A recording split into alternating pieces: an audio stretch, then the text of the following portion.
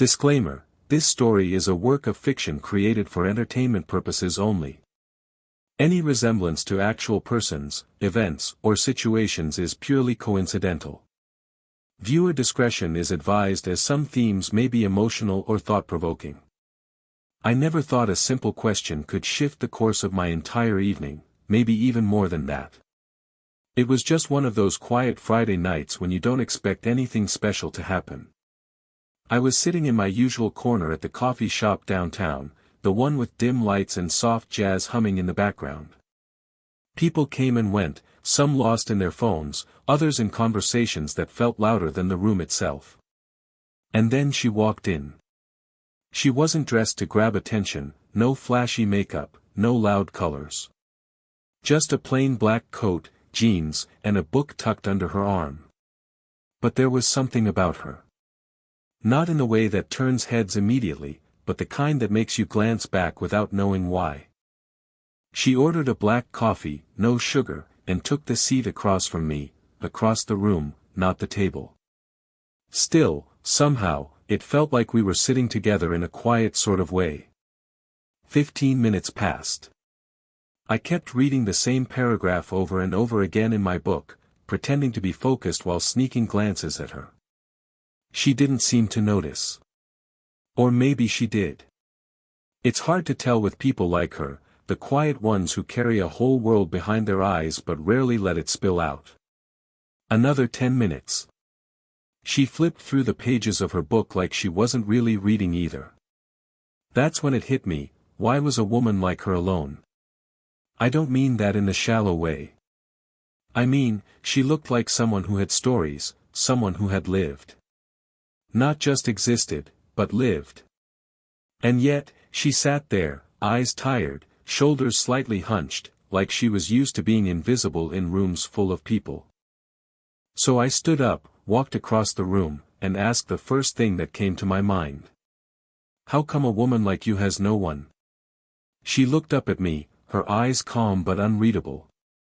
There was no awkward laugh, no look of surprise. Just a small pause before she replied. Well, she said, do you notice me? I don't know why, but that question hit harder than I expected. I didn't have an answer ready. I was the one who noticed her, wasn't I? I came to her. I asked the question. So, of course, I noticed her. But there was something about the way she asked that made me feel like I hadn't. Like I'd only seen the surface. Like I was too late. She gestured to the chair across from her, and I sat down. For a few moments, we just sat in silence. The kind of silence that feels full, not empty. I took a breath and tried again. I mean, you seem interesting. You seem like someone who should have, someone. Friends. Family. A partner. You know what I mean. She smiled a little, and it wasn't a happy smile. Yeah, I know what you mean. But that's the thing, right? People notice the surface. They see what they want to see.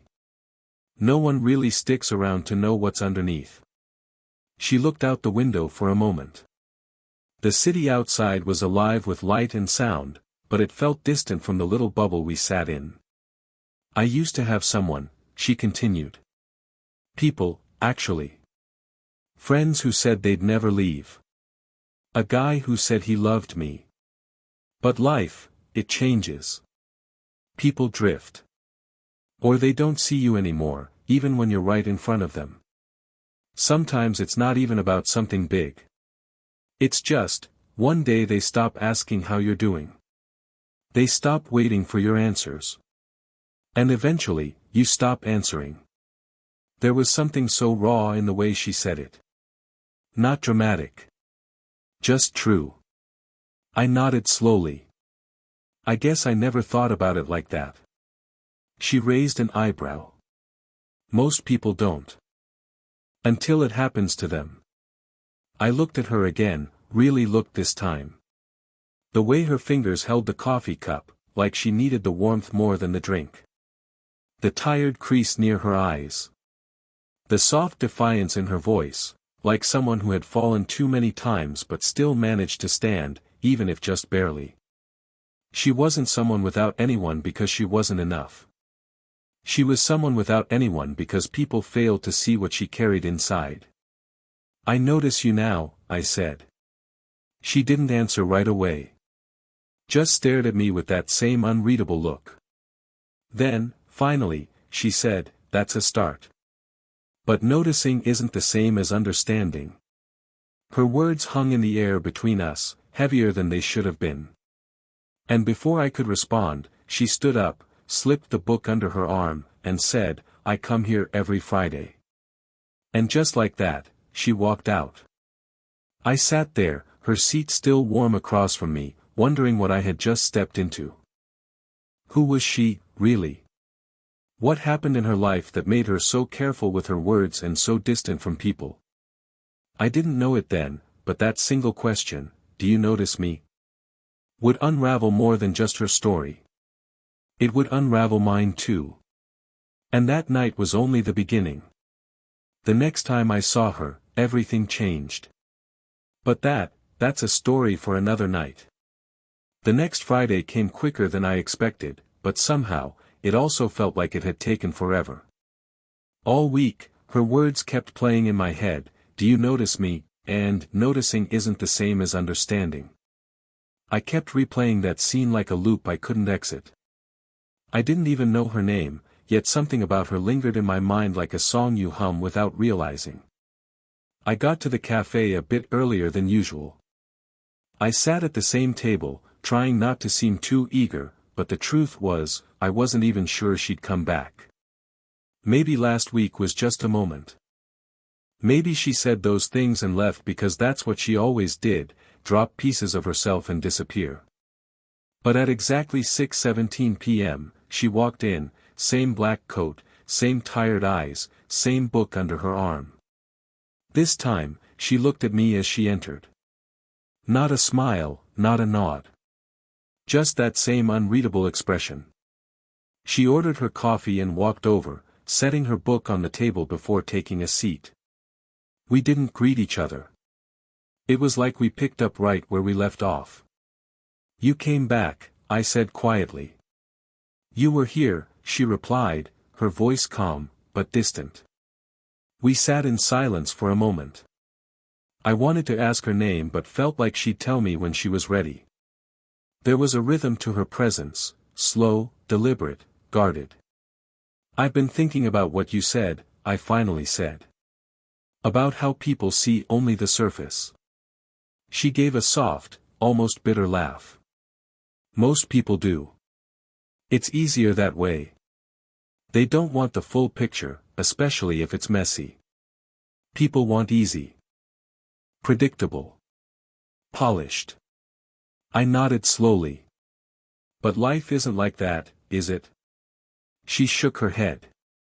"Not mine, anyway." There was a pause, then she spoke again, her voice softer this time. "You really want to understand?" "I do," I said. "If you let me." She leaned back in her chair, looking out the window as if she were somewhere far away. Then she said, "I used to work just a few blocks from here. A marketing firm. Fast-paced, high pressure. I was good at it. Really good. Worked late, handled clients no one else wanted to touch. I thought I was building something solid, career, relationship, stability. The kind of life people are supposed to aim for." She paused, her hands wrapped around her coffee cup. Then it all started slipping. Slowly at first. The guy I was dating for 3 years started pulling away. Said I was too intense. Too quiet. Said he didn't feel seen anymore, whatever that means. Friends started getting distant too. I'd cancel plans because of work, or I was too tired. After a while, they stopped inviting me. And when things finally crashed at work, some stupid office politics, a project gone wrong, I was suddenly no one. No job. No relationship. No real friends. I watched her as she said it, her voice steady, but her fingers trembling slightly. She wasn't telling me this for sympathy. She was laying it out like facts, like reading from a report. I tried to start over, she continued. Tried to find new work, tried to reach out to old friends. But you know how people are. Once they've moved on, they don't look back. You're a chapter they already turned the page on. Her words hit harder than I expected. Maybe because they sounded too familiar. Why this cafe? I asked. She looked around slowly. Because it's quiet. Nobody asks questions here. I can just exist. Some weeks, it's the only time I talk to another person. That stunned me. I didn't know what to say.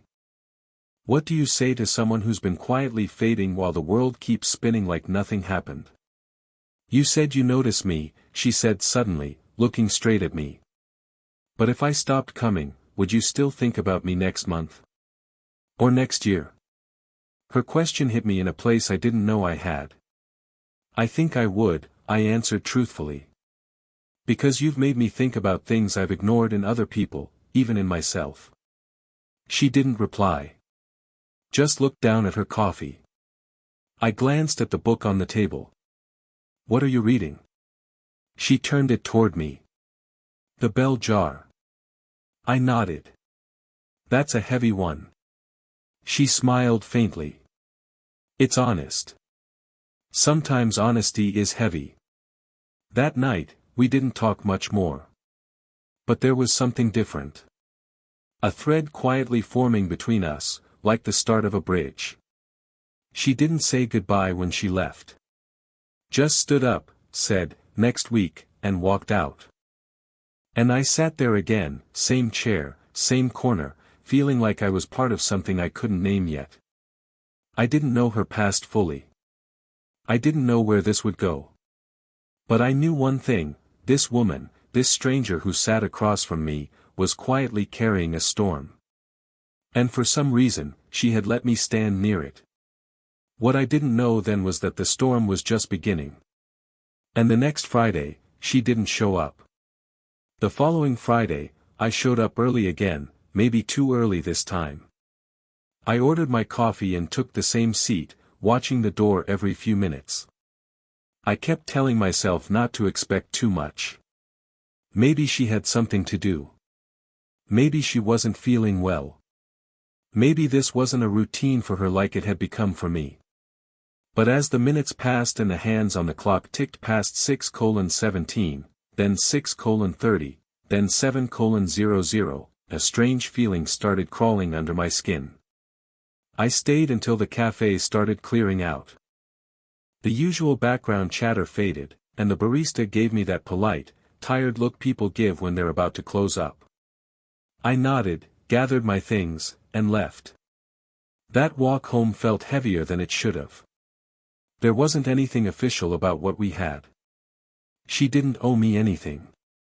But her absence felt like something missing from a story that had just started writing itself. The next day, I came back again. Just in case. Still, she wasn't there. By the third day, I asked the barista, a quiet girl with red curls and headphones always around her neck, if she remembered the woman who used to come in with the black coat and book.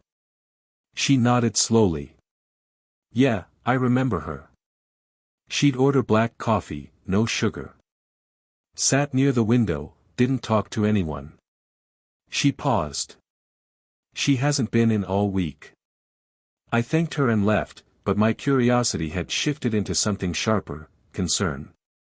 There were questions spinning in my head now. Had something happened to her? Did she decide not to come back? Or was this her way of disappearing again, like she'd done before in her life? I realized I didn't even know her name. No phone number. No last name. Just fragments of a life and a feeling I couldn't shake. That week turned into 2. Then 3. Each Friday, I still went. And every time, I told myself it was the last. But I kept showing up anyway. One evening, as I was leaving the cafe, I passed by a bookstore a few blocks down. Something made me stop. In the front window, there was a display of books under a sign that read "For When the Silence Feels Heavy." Right in the middle of the stack was the bell jar. My feet moved before I could think, and I walked inside. I don't know what I was hoping for, maybe just the feeling of her presence. I browsed the shelves, not really looking at anything, just trying to feel something familiar. That's when I overheard two women talking near the back. "She used to come in here too," one of them said. "Quiet girl, always reading. Haven't seen her in a while though. She always looked a little lost." I didn't interrupt.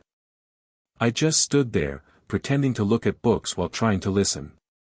But they moved on, and I was left with even more questions. As the weeks passed, I started wondering if our whole connection had been one-sided. Maybe I meant more to her in my mind than I did in hers. Or maybe I had become just another person who noticed too late. The strange thing was, even as she disappeared, I started noticing people more. The woman on the train who clutched her bag like a lifeline. The man in the park who sat alone every morning, staring into nothing. It was like she opened something in me, and then vanished. One rainy Thursday, I returned home and found something unusual. Slipped under my apartment door was a small envelope with no name, no return address. Inside was a note written in careful handwriting: "If you still notice me, come to the bench in front of the old library. Saturday. 6 p.m. My heart jumped. It had to be her. It couldn't be anyone else. But I couldn't tell if the feeling in my chest was relief, or warning. Because even though she wanted to be seen, truly seen, maybe there was a reason she disappeared in the first place. Maybe there was more she hadn't told me. Something darker. Something she had been running from all along. And now, I was about to step right into it. Saturday couldn't come fast enough. The note stayed in my jacket pocket the entire time, as if taking it out or leaving it somewhere might make it vanish, like a fragile piece of proof. I kept reading it over and over, those few words, simple but heavy. I didn't tell anyone about it. I didn't even know how I would explain it. That day, I got to the old library early. The building was quiet, worn down, with ivy creeping along the walls and a small rusted bench out front. It was the kind of place people walked past without looking twice. The sky was gray, like it hadn't made up its mind whether to rain or clear. I sat on the bench, hands in my lap, trying to stay calm, trying not to expect too much. Minutes passed. Then longer. Every person who walked by made my chest tighten. But none of them were her. I started second-guessing everything. Was it really her who wrote the note? Was it a mistake to come? Was this even real? Just as I was about to give up, I saw her. Same coat. Same walk. But something was different. Her face looked more drawn, like she hadn't slept. Her eyes had that distant look again, like she was halfway between here and somewhere else in her head. She sat down beside me without saying anything. For a moment, we just listened to the wind move through the trees. "You got my note," she finally said. "I did. I wasn't sure if you'd come. I wasn't sure if you wanted me to." She glanced sideways at me, then looked away again. "There's something I didn't tell you. Something I didn't know how to say before." Her voice was steady, but I could hear something cracking underneath it. I didn't interrupt. I just waited. She reached into her coat and pulled out a folded photo. It was old, faded around the edges. A man stood in the frame, smiling, arm around her shoulders. She looked younger, lighter, like someone who hadn't learned to hide yet. "He went missing 2 years ago," she said. "Just vanished. No goodbye. No answers. I searched, filed reports, everything. But nothing." She paused, hands shaking slightly. I think I found him. The world around us seemed to still. I saw him last week, she whispered. Near the bookstore. He didn't see me, or he pretended not to. But it was him. I stared at her. Are you sure? She nodded. That's why I disappeared. I had to be sure before I told you. And now I think someone else knows I'm looking. She turned to me, eyes sharp, full of fear. I think I'm being watched. Her words hung in the air like smoke, thick, strange, impossible to ignore. I searched her face for a sign that she was exaggerating, maybe overthinking it. But her eyes were sharp, focused, and filled with something real. Fear, yes. But also certainty. Someone's been following me, she said, her voice low. Same face, twice now. Once near the train station. Once outside my apartment. Did you report it? I asked, already knowing the answer. No. Not yet. I don't even have proof. Just a gut feeling. But it's the same kind of feeling I had before he disappeared. Like something was off, like something was about to go wrong. She looked down, her hands gripping the edge of the bench. What scares me most is, what if he didn't vanish on his own? What if someone made him disappear? A chill ran down my spine. This wasn't just about loneliness anymore. This was something deeper, something hidden. Something dangerous. I thought I was going crazy, she continued. But then yesterday. I got a letter. She pulled a crumpled envelope from her bag. No return address. Just her name, handwritten, in neat capital letters. Inside was a single sentence, printed on plain paper, you don't know what you're walking into. We both sat in silence. Even the street behind us seemed quieter. I thought maybe it was a warning, she said. Or maybe a threat. Suddenly, her phone buzzed. She pulled it out and froze. The screen was blank, no caller ID. Just a message. She turned it to show me. It read, "Stop asking questions, or he won't be the only one to disappear." That's when I realized, we were in deeper than I'd thought. And whoever was watching her, now they were watching us both. We left the bench without another word, moving fast through the quiet streets. The note on her phone had changed everything. We both knew waiting wasn't an option anymore. She led me to a place I hadn't expected, a storage unit tucked behind an old warehouse, forgotten by most of the city. She said it belonged to the man in the photo, the one who vanished. She hadn't been here in months, afraid of what she might, or might not, find. Inside, it smelled like dust and rust. Boxes were stacked everywhere. She dug through them quickly, until she pulled out a thick folder. He kept records, she said. Things he was researching. People. Companies. Names I didn't recognize back then. I opened the folder. Inside were articles, emails, even photographs. What started as a missing person case looked more like a web of corporate fraud, whistleblowing, maybe even blackmail. It was too much for one person to carry alone. No wonder someone wanted him quiet. Suddenly, footsteps echoed outside. We froze.